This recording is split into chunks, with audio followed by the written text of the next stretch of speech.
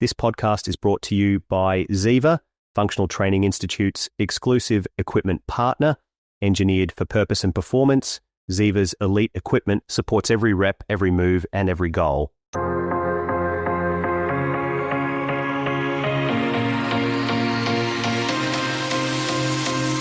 Coach Tarek, the host of The Purpose-Driven Movement. My guest today is Dave Liow, a renowned international presenter and educator in the health and fitness space. In this discussion, we talk about weakness versus tightness in the musculoskeletal system, and we discuss how the Activate Mobility method provides a real-world solution for professionals, clients, and athletes. And in particular, we focus in on concepts like control versus stability, one safe zone, the psychological and emotional elements. We look at the pain element and how the brain switches off and on. And if the client isn't aware or we aren't aware, how the body just tightens up in a protective mechanism. There's so much discussed and strategies offered in this amazing conversation. Sit back and enjoy this next episode.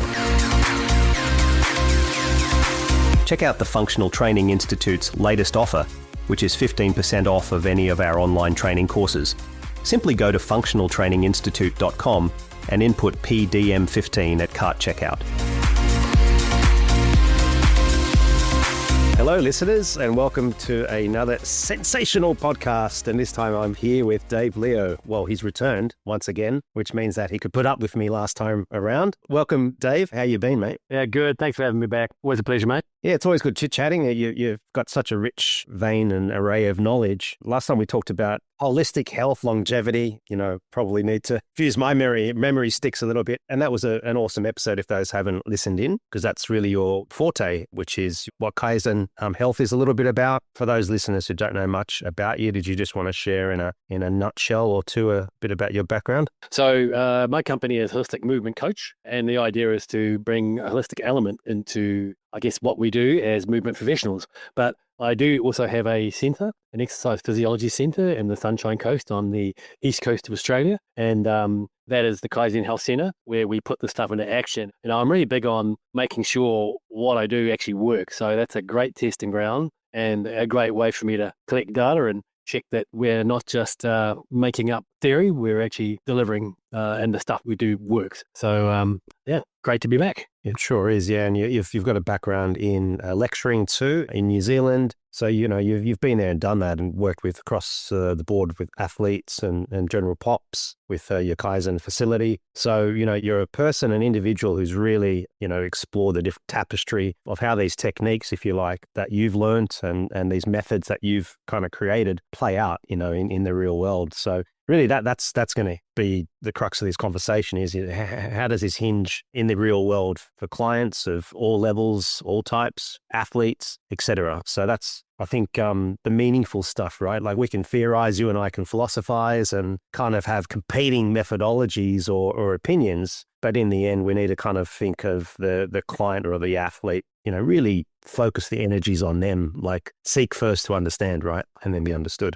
And look, one thing I'd say right off the bat is my way is not the only way. And maybe we'll talk about this later on, but I've had my world rocked a few times by seeing things that I don't understand, but I can see they work. And, what I want to talk today about is a bit of a shift in paradigm or a different way of looking at the body. And my background was purely musculoskeletal back in the early days until I realized that just doesn't work. There's that where we needed that holistic layer, which is what we talked about last time. So, but this one here is more musculoskeletal based, although I guarantee you that it'll have to go back into that holistic space because that's how humans work. But we're going to change the paradigm up a little bit today. Yeah, for sure. I mean, that's the thing, isn't it? Like different phases in one's journey, let's say from a professional's perspective, we might get caught up in the bodybuilding world and the physicalism of it all, but then looking at other components that make and constitute one's health, and be that mental, be that physical components, be that strategies. So yeah, this is fascinating, even though the topic here we're talking about is tightness versus weakness, or drawing your methodology. So how the Activate Mobility method provides a real world solution for professionals, if you're a trainer, you're a physio, EP, whatever it may be, an athletic coach, or you're a personal trainer and you train general populations. So that's what we're kind of going to dive in today. And to frame that up, did you want to introduce your perspective on kind of what tightness versus weakness really is about? and I'm going to put a broad generalization here, so please don't feel that I'm singling you out if you're listening to this. But I think on the whole, when we work with bodies that are showing tightness, our go-to has always been release. And we think, what's tight? We got to release it. And we've become quite proficient at release work. And in fact, when I watch people train or look around, or try not to, look around the world of YouTube or Instagram, I see everyone talking about release work they're doing. But there's a reason why things are tight. And what I'm going to talk about today is that tightness is a response to weakness. And it's a protective mechanism by the body. So when the body doesn't feel safe somewhere, it will lock you down and stop you moving there. So I would argue that what we're actually seeing is that we're actually seeing the body saying, I don't feel safe here. Yeah, don't take me here. And by doing release work, I actually think we're breaking that safety from the body and taking it often places where it shouldn't be because it can't control itself in those ranges.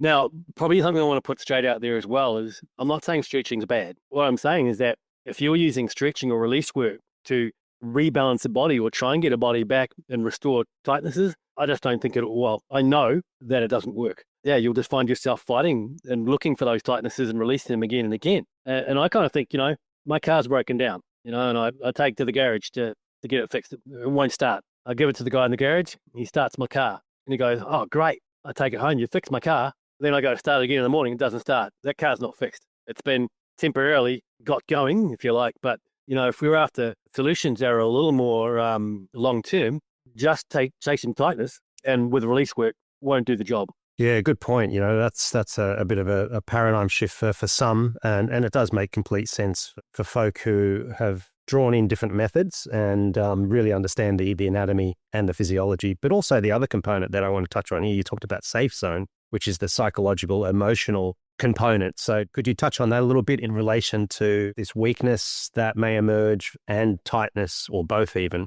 I want to take chance at it a couple of ways, and I want to think of a client I have, a patient I have, and he's chronic pain. He had a very bad workplace injury, a big window frame, and he was carrying that by himself like a young buck might try, and wind caught it, and he had a rotation injury, quite a serious one, and his back was pretty injured. But he had a lot of emotional problems with that too, being bullied at work about staying at work, and ended up losing his job, ended up having a whole lot of issues. He ended up getting sued for fraud, which is so not the case. He was genuinely injured.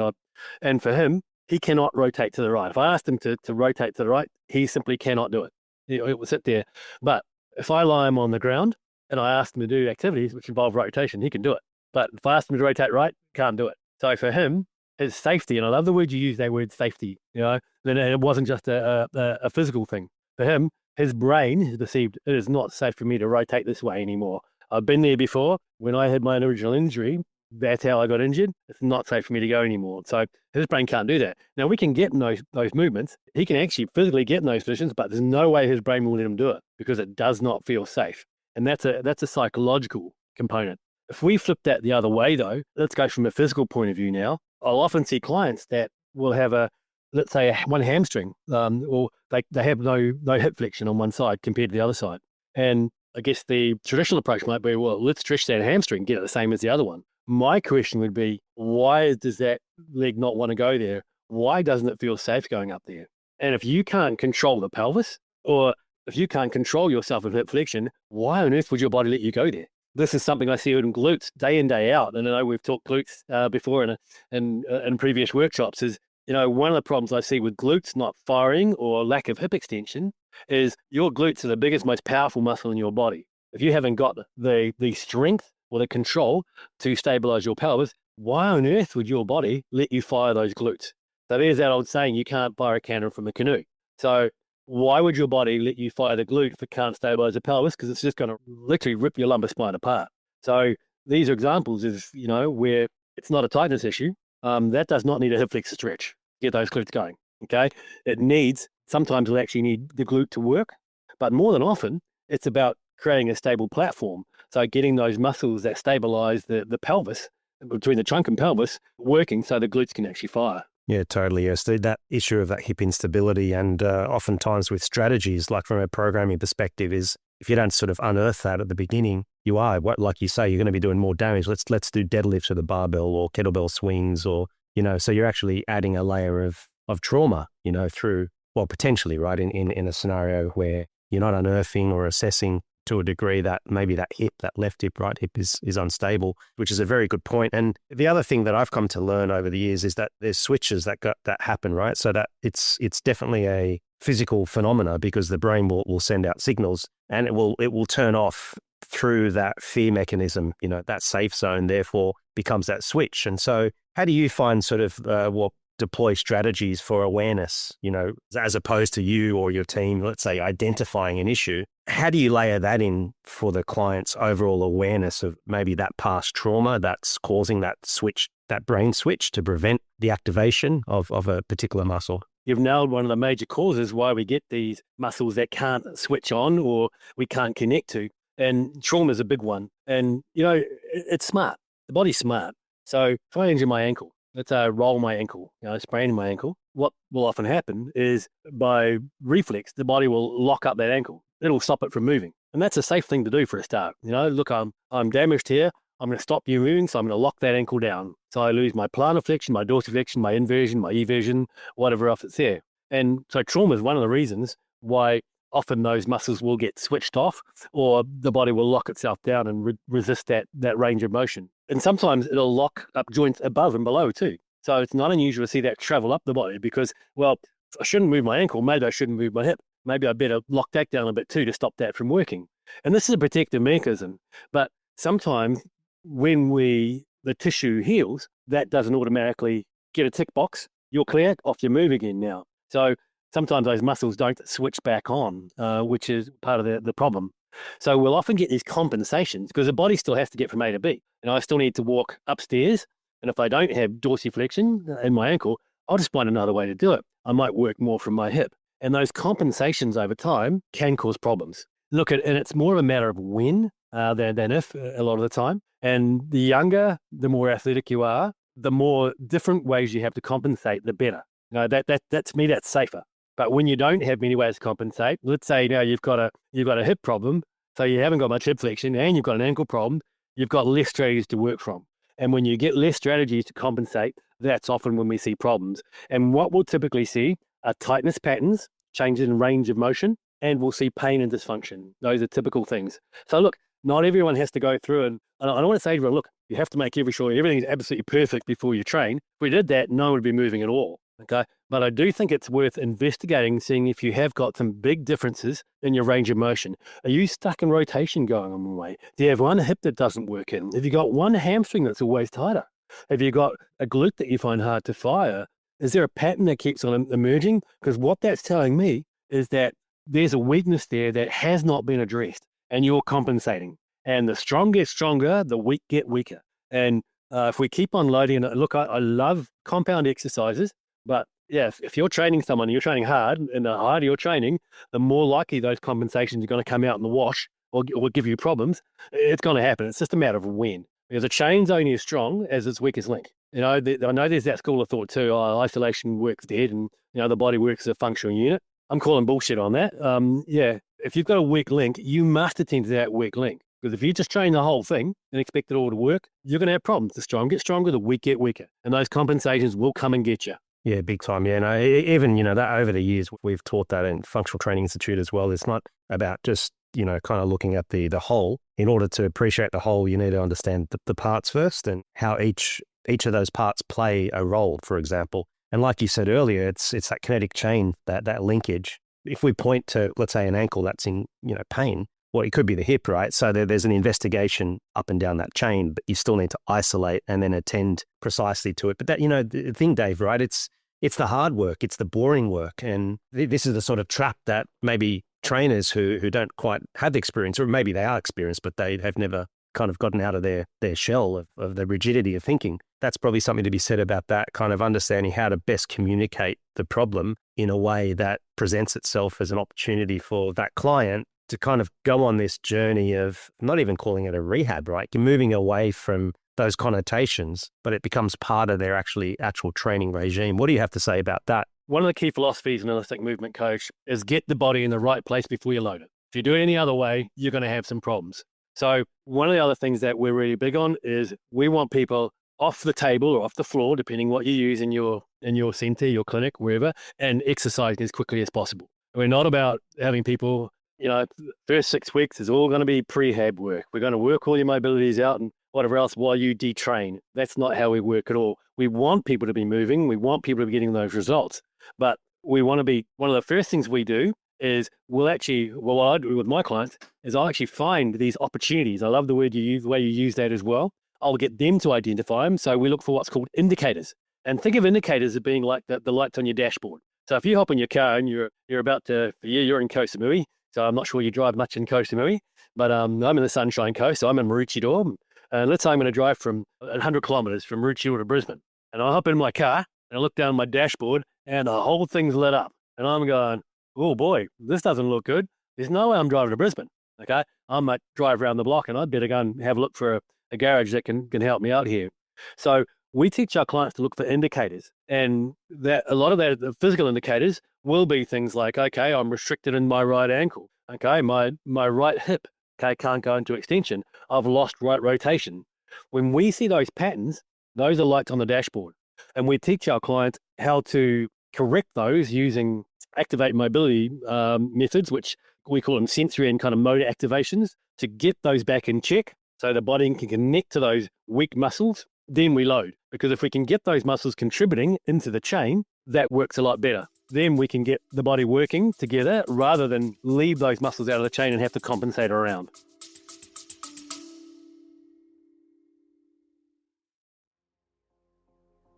Attention fitness professionals worldwide. Idea World, the premier global fitness convention, is coming to California, USA this July 17th to 19th. This is your opportunity to earn up to 20 CEC hours from internationally recognized educators while connecting with the industry's most passionate professionals. The Idea World Fitness and Nutrition Expo runs alongside the convention and is completely free and open to the public, featuring cutting-edge gear, technology and nutrition products from leading global brands. Don't miss this career-defining event. Register now at ideafit.com/world and use code PDM25 for a special discount on full registration.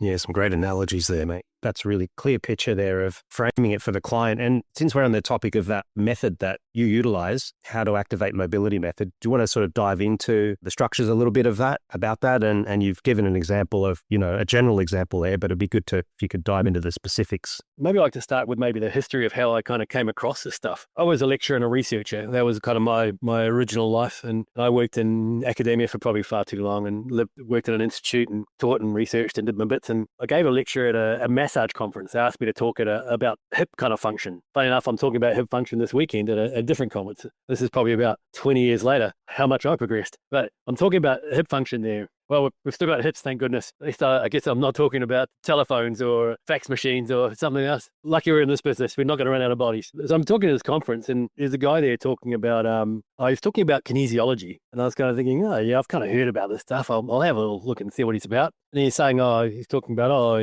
we can work on different meridians and switch muscles on and off. And I'm sitting there thinking, bullshit. Did not work with my model and my education. So he asked for volunteers, and I'm going, oh, hell yeah. Let me show you what a charlatan you are, my friend. So I hop up there and I put my arm out, and there's this guy there, and he's hanging on my arm, trying to push my arm down. I'm thinking, nah, bro, it's not going to happen. Not with your weedy frame. So he's hanging on my arm. And then he starts playing around and putting crystals on me. And he was switching me on and off like a dashboard, just like a switchboard. And he was going through switching muscles on and off. And I just could not believe what I was feeling and seeing. And I couldn't deny that it was working. And so I studied kinesiology for a number of years, and I learned about traditional Chinese medicine and my elements, and kind of got an appreciation that maybe there's a bit more to the body than what I'd been thinking. It was a real eye-opener for me, but a real challenge to me from a paradigm shift. A really good one. It opened, and I think I said at the start, there's more than one way to skin a cat, right? There's so many ways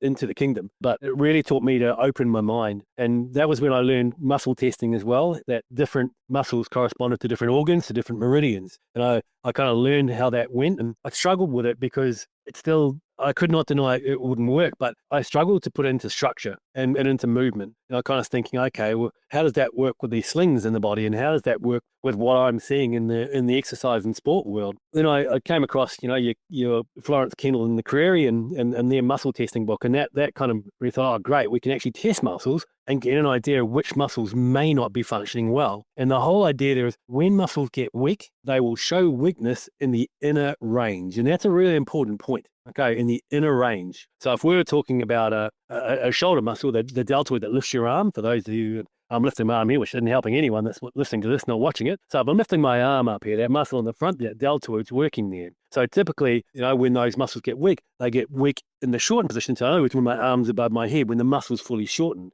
In the mid-range and the lengthened range, not so much. But when there's dysfunction in muscles, it's expressed in the inner range. So Keelan McCreary taught me this idea of always going to the shortened range and testing muscles in that shortened range, because that's where they express their weaknesses. And that's for a number of reasons, which I won't bore you with, but we can if you want later on. Then I came across a guy who'd been trained over in the UK, a guy, Jeff Willoughby, and I went to one of his workshops, and this is probably about a decade or so ago. And I had this ankle for me. I had this Achilles going on, curious of middle-aged male, one of those ones. I had this Achilles. It was a bit tweaky, and it's been bugging the hell out of me. And I've been doing my loading on it. It was getting slowly better, but it was a bit problematic. And I hop on the table with Jeff, and he was talking about this concept of muscle testing as well, and a lot of stuff we're talking about today. And I went, this sounds familiar, but I want to see how you're using this from a structural point of view. And he starts playing around with these muscles on the left side of my body. He goes, oh, these muscles aren't working for you. And I could kind of feel, I know my body pretty well, and I could feel him doing stuff, and I could feel something's changing here.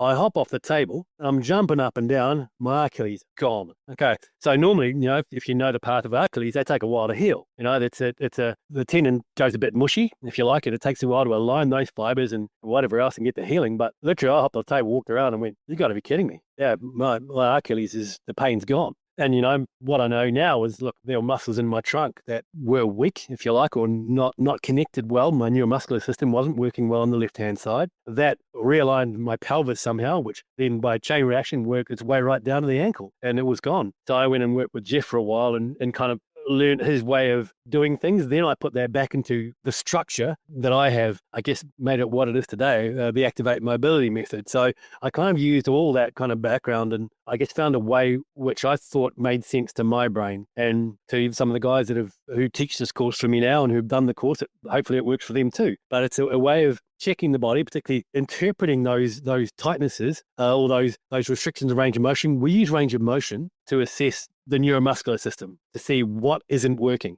Then we systematically go through, test those muscles and find the ones that aren't working, and then switch them back on, and then see how that affects range of motion.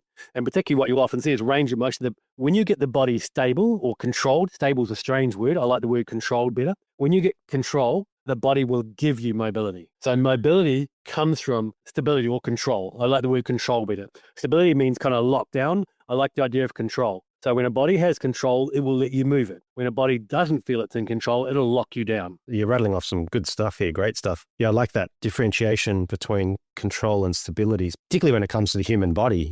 We move in different ranges, and sort of use the word stable does connote, being locked in. But I really appreciate, your openness of this journey and how you've sort of stood on the shoulder of giants, as it were, right? Like, you're actually acknowledging that, whereas perhaps other folk or institutions might say, no, this is the method I created, right? And it's just never the case, is it? Like, you can't say I created something really in the context of a method, because it needed to have been born from somewhere or something. So I wanted to acknowledge that and that real openness. And for those listening in, if you're working on your own particular method, it's good to acknowledge mentors, basically how you've pieced it together and made sense of it in the context of your own perspective or flavor, as it were. Okay, I don't claim to do anything original. I package it differently, and I take stuff and blend it together in unique ways. But, I think the way that was presented to me and the way I saw it, there was a lot of missing pieces. So I've tried to make it a lot more usable. And, I'll often, with my guys, talk about almost checklists and flows where you'll do stage 1, you'll assess range of motion. Okay.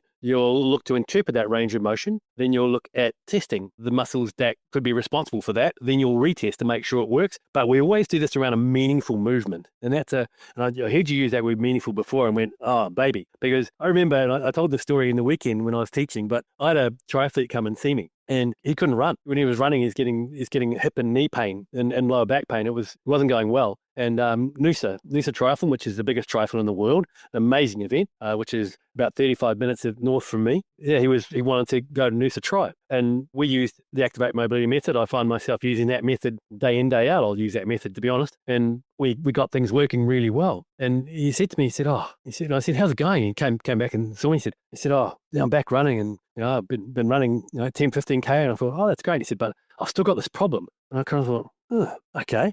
And he says, watch this. And he lay on his back and he lifted one leg up and it went, to probably about 120 degrees. Lifted the other up, it went up to 90 degrees. And he said, but look at this. This is still a problem. And, part of me was going, well, your event's not lifting your leg lying on your back here. Your event's running. And I said, okay. We did a couple of little tweaks and all of a sudden he got the other leg where the other one was. He went, oh, great. I'm fixed. I'm good to go now. And but that was meaningful to him. So that was the result he had to have to finish it off. So at the end of the day, what's meaningful to our clients is what's important. Because ultimately, I think if you're not addressing that, well, you're not listening. And if you're not listening and you're not building trust and you're not doing what your person asks, well, it ain't going to last long. So, finding that thing that's going to make their life different or make them feel great, that's what it's all about. Yeah, and then it doesn't become a thing of, I'm assessing you and, kind of them thinking on the other hand, well, what's this going to do for me? You attach meaning to it, you attach outcomes, and as you say, you communicate to that client clearly, tantamount to their expectations. And as you say, because then that will then create another switch, and that switch will be that fear, because it's either pleasure or fear. And once it locks into fear, that switch is off. So, really to focus on that communication element is so vital. And what you picked up on there is you spoke to the level of what that client or athlete both were really needing at that time, rather than you taking away autonomy and basically being rigid in your thinking, going, no, you don't need this. This is just not right. And so that understanding the personality structures, and which is equally, if not more meaningful, that art of coaching that, I just totally dig and love, and what you're talking about here. It's not just mechanical. And I think going back to that time that you had that direct experience of that kinesiologist at that conference, I want to focus a little bit on that because, it's education in the West has been sort of entrenched in the Cartesian method. Everything has to be separated, and it's just totally not true, right? Okay, we acknowledged earlier that there could be an issue in one part of the chain, and we attend to that. But we still, our paradigm is that the body is interconnected, from molecules to cells to organisms and so on. Like you just go back to an atom. We're all formed out of atoms. So from that perspective, we chunk up, we chunk down. So what happened for you? You had this moment where all of a sudden your knowledge was questioned, right? You kind of thought, I imagine in that time you thought, oh crap, but that perhaps isn't truly the case. What it did for you was you still kept at that structural approach that you had learned, but then you took on this other element and it became sort of this holistic understanding. If you kind of focus a little bit on that, because I'm intrigued, I hope the listeners are too. The first thing I'd say is, look, I wish I could say I was big enough that I looked at it and went, oh, wow, this is brilliant. This is how I need to evolve and grow. What it did was it rocked my world. Yeah, and I can think of 3 times in my career where I've actually sat there and thought, holy shit, it's really rocked me, where I actually found something I didn't know, where it's challenged the whole way I've thought. And I remember 3 distinct times in my career where that's happened. And I've actually sat there and had to really get my shit together and go, oh boy, it's okay, man. I'm not an idiot. I haven't been wasting the last 20 years of my education. There's an opportunity here for me to grow. But it's taken a big pep talk to myself to do that a couple of times because it really rocked me. And it wasn't just a challenge to me. It was a challenge to a lot of the guys I was working with. When some of my colleagues found out that I was studying reactive muscle kinesiology, they said, you got to be kidding me. What the hell do you think you're doing? it was a challenge to their paradigm as well. I got told by some of them that I shouldn't be doing that sort of stuff. That wasn't appropriate for me to do it. I said, well, hang on, I think there's something I can learn from this. So I'll be the judge of that, but I want to give it a crack. So, having that, but it's a big ask to actually have to step out of your comfort zone and try something that new. And it really was very new. I imagine, Dave, the peer pressure too, notwithstanding. So it was intellectually perhaps, but it was also socially, right? And professionally all tied in that potentially affect one's decision to go, hang on, I'm questioning everything that I've learned. And not to say that all of it is wrong, but to say, well, goodness, that which I debunked because I didn't have direct experience and because I learned that wasn't true science, quote unquote, right? So that's an interesting point is, really kind of becoming courageous, I think. But it sounds like that you stepped into that courage. So for me, one of my biggest values is learning and development as well. So, that's what helps me make decisions in hard times is, go back to your values and what it's about. And I could see there was a learning opportunity there for me. So, being the most popular kid on the block is not a value of mine. At all. So learning is. So, I knew that there was potential to learn and develop from this. So that's a decision I made. And absolutely no regrets. The Chinese, they were looking for patterns while white men were sitting in their caves figuring out what a round circle could do in light fire. They were playing with gunpowder. So, we got 5,000 years of documenting,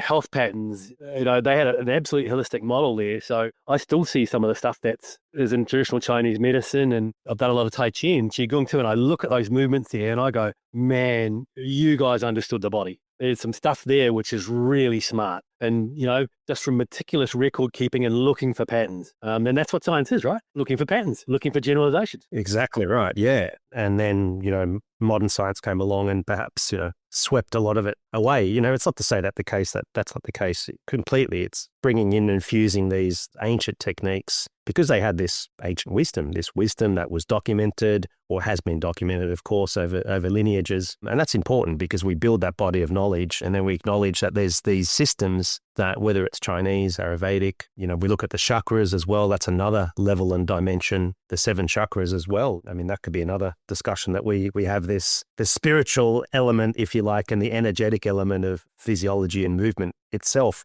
So it is fascinating. And I think it brings one out of their shell, as it has done for me over the years, is to think, well, if it's just mechanical, then, okay, I can really geek out and get all sciencey and particular, but is that the case, to become insular, but then to go, well, I've got the foundation and the grounding. Now it's just so more fascinating than that, understanding the myofascial, the meridians, and how those all play out in making sense and meaning for that individual, whether they're an athlete or a client. So this is all meaningful. And I hope that the listeners kind of understanding that it's a journey. I think that's ultimately what it's about. It's some awesome stuff here. Was there anything else that you wanted to add and layer into this conversation? Yeah, probably. I really want to give something that people can actually use because, look, obviously we run courses, but, I'd like to kind of get you to play with some of these concepts yourself and see if it helps what you're doing. So first of all, I'd get you actually to assess your range of motion. And, a good place to start is kind of like the hip and trunk. It's simple stuff. You can start with your hip flexion, hip extension,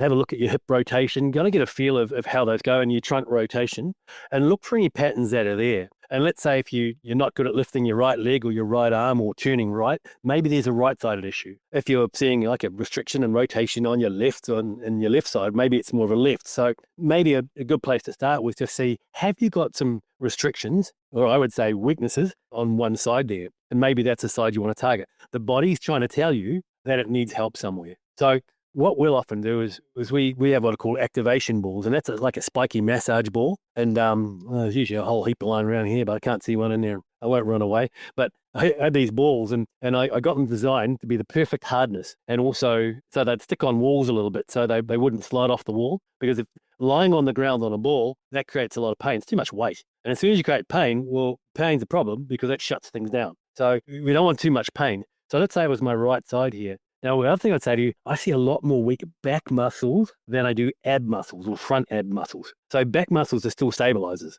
And I see a lot more issues with weakness in those back muscles when I go and test them than the front muscles. So a good thing you could try is put that ball, or you could use a tennis ball, that still works. I'm saying it's not, but just the spiky ones with this perfect texture and whatever else. But yeah, we put that on your back and move up and down the wall there. It's not a lie on the wall and that's not what it's about. It's a wake up. So imagine you're trying to wake someone up, but you don't punch them. That's not how you wake someone up, okay? Or you don't sit there and put your hand on them and hold your hand here, you're doing a bit of this. So effectively, you're working up and down, and your mantra when you're doing that is wake up, wake up, wake up. I need you working muscles. So, and I want you to look for tender spots on that right side. And a good place to start might be down in the tailbone on that right side, if it was the right side, and close up to the spine. You might go a little wider and down the spine. You might go in that waist area between that bottom rib and the pelvis, or even on the back of the rib, a bit lower or inferior to the scapula. Try and look in those places there, because those are attachment sites of some of the key stabilizers of those back muscles there. Once you've done that, and I'd say you only need to spend a few minutes, go and try those ranges of motion again and see if that makes a difference. And if it does, what you've just done is you've taught your brain to activate the muscles which may be weak, and then see if that changes your range of motion. If it does, you're onto something. That should probably be a warm-up for you. That's brilliant. Yes. Yeah. Just sort of that's scanning, that's scanning rather than being aggressive on the tissue. So we often call that a sensory activation, where what you're doing is you're stimulating the mechanoreceptors in the fascia and the muscles, and probably some of the proprioceptors a little bit as well. And you're sending those messages to the brain, so the brain can now find those muscles and connect to them if they've been shut down for whatever reason. Could be trauma, could be stress, could be overuse, underuse, abuse of some kind, but it helps connect those muscles. And what you'll often find, particularly if you have a one-sided pattern, is you'll be on one side, it'll be super sore. You'll go to the other side, absolutely nothing. Because when muscles are not connected, or the neuromuscular connection to a muscle is not working well, that muscle will become hypersensitive. That's a key indicator. So sensitive muscles will always have inflammation. So inflammation is what's shutting those muscles down, by the way. They become very hypersensitive. So, and this applies to over-exercising as well. Let's say you've gone for a run and you haven't run for a month. You go outside and decide to do a 5K or park run as fast as you can, and your legs are absolutely busted. That's inflammation, what you're doing there. So again, you could use that same technique as well, whether you use a massage gun or an activation ball with light movement, no more than 6 out of 10, okay, you will find that your range of motion will improve an awful lot, okay? You will get that connection restored back with that muscle. And that's one of the things that inflammation causes, is the disruption in that neuromuscular connection between the brain and the muscle. So getting that muscle activated again, or getting that connection back, will help that muscle work a lot better, but also reduces systemic inflammation, which is a big point as well. Yeah, it's some great points you rattled off there, because, the listeners are going to be a broad range of people who just empower themselves to move and understand movement journey. Could be for professionals like us who are keen to learn more, but yeah, really understanding that there are, kind of like layers to this. So, rather than thinking, let's put a lot of pressure to kind of get deep into that tissue, it's not quite the case, because the skin is obviously sensing the outside world. And that's important, as you say, the mechanoreceptors and the fascia. That's awesome. And just to reiterate, you mentioned 6 out of 10, that's the rate of perceived exertion. So those listeners there, 1 being like not really feeling much at all, and 10 being extremely painful. So that's one of the best ways to perceive your level of pain when you're exercising or performing these type of movements. So I wanted to clarify that. And really the points you made here are useful. Of course, the application, I'm going to try that myself, because even just thinking about, I've got my own 20-30 minute routine in the morning. So it includes some yogic based movements by my own stretching, but I go, well, the right hip's feeling a little bit more tight today. And I think that, to reiterate your point on awareness, like expand your awareness, don't do things just sort of blindly or switch off when you're moving. Either, listen, you can listen to music, but read a book or have your mind elsewhere. If we become more, let's call it mindful in the way that we move, you're right, we're going to detect, you use that word, be that sort of that detection of any type of pain, and that level of inflammation, if it's very acute, is going to be an issue. And then link it and go, so I ran the other day, maybe I have to give myself enough rest, or I remember just sort of tripping up and I thought not much of it, and all of a sudden, you're right, link those events together, which I think is just brilliant, Dave. I think that again is this holistic of approach of linking things. Being in the moment allows you to link a potential problem. So I hope that the listeners have sort of gathered that and have got some strategies from you too, Dave. So thank you for sharing that. Personally, for me, I'll always assess, there's a couple of ranges of motion that I'll always assess, which I know are my Achilles heel, if you like. And I'll always assess those before I start, and I'll always get them to a reasonable place before I load myself. So get your body in the right place before you load yourself. Look for those indicators on the dashboard. And I teach my clients to do exactly the same thing. When they walk in, they'll say hi, they'll walk by, they'll head over to our concrete wall, By the way, use a concrete wall if you're using any of our spiky balls. Otherwise, you'll put holes in your wall. But yeah, and they'll sit there. They'll test themselves. It's not right. They'll go and get themselves in a better place before we even start. Because if you can get your body in the right place and get those muscles working, then load it, the odds of those muscles working and working in that kinetic chain are a lot better as well. If they don't hold, well, then we just need a little bit more work to build that connection stronger and the conditioning in that muscle to help it hold as well. Yeah. And of course, whatever you're doing, whether it's recreational sport or just your training session, that's going to really put you in good stead rather than putting the body under stress or load unnecessarily. So that's some very good advice. I really appreciate the so-called warming up phase, or the preparation phase is just as important. It's part of the session or part of the workout, however one wants to term it. It's been great, Dave, having you on again and diving into this topic of weakness versus tightness. And hopefully there have been some paradigm shifts for the listeners. And for those who don't know much about Dave, he's a great mind. He's one of the, really key people in the industry of fitness and health worldwide. So we'll put some links in, Dave, for them to follow you and check out your work and understand the Activate Mobility method a little bit more as well. So we'll put some goodies in there. And then if you want to follow Dave, is it Instagram, Facebook that you prefer? What's the best way to reach out to you, my man? I'm a bit more of a Facebook guy. I put the odd thing on Instagram, but sometimes I remember to put it on Instagram and go put it across. Sometimes I don't. But yeah, we'll pop some links there and have a look. And, I have a website too, but one thing I'm really big on too is I'm a big face-to-face guy, and I made a real decision a few years ago that I run online courses. I love chatting with you. We're connecting. I call us a little bit of a face-to-facer, but I don't have recorded courses. We don't teach recorded courses. We're all about connection and getting that interaction. So our courses are live, but we have a range of them through New Zealand, Australia, and also through Asia as well. So we hope to see you live, because live's where the magic happens. Yeah, I recommend it. Stepping into one of Dave's mentorships and courses, definitely well worth it. Thanks, Dave, for your time. We'll catch you again at some point on Purpose-Driven Movement. Thanks very much. So grateful for your support and for tuning in to our podcast. We know that many of you have friends or colleagues who would also benefit from our content. Sharing on social media, email, or even talking about us to a colleague is such a huge help. We truly appreciate your support, and we can't wait to continue to grow and connect through our podcast.